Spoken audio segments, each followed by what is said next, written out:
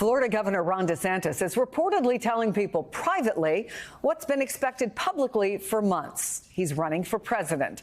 That report in the Washington Post gets one very big supportive clue today.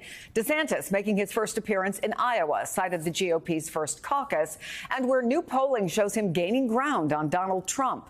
74% of Republicans view DeSantis favorably in the Des Moines Register poll. Now, Trump still beats him with 80%, but that number is down 11 points from a previous high.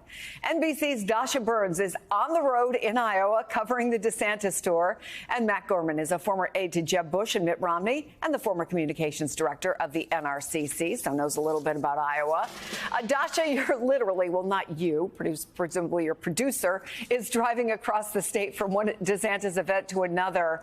How's the governor been received, and what did he have to say at his first event? Yeah, Chris, driving across the state of Iowa, I got to tell you, this really does feel like the unofficial kickoff to Iowa caucus season here, even though we are months away. Yeah, I am indeed a passenger. My producer, Kai, is driving here.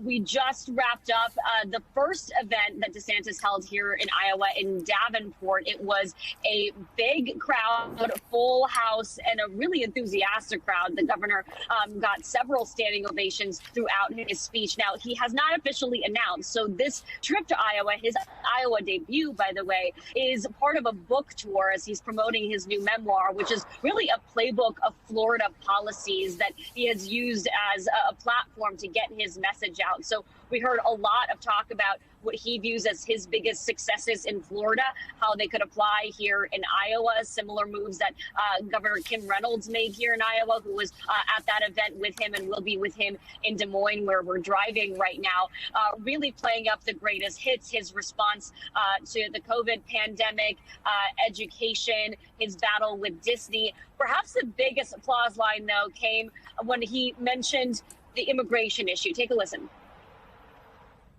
I'm sick of elites imposing their vision on open borders on you and on us, with them not having to face the consequences of it.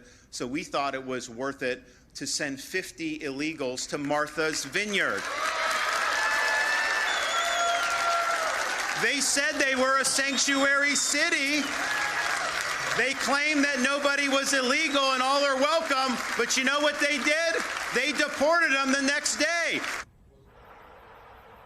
Yeah, you see the crowd standing up there. Look, this is a big first test for DeSantis. This is the first time we're really seeing him addressing voters outside of his home state of Florida. And here's the thing, you know very well, Chris, Iowa is all about retail politics. Voters here are take their jobs very, very seriously. They want to shake the hands of all the candidates. They want direct answers.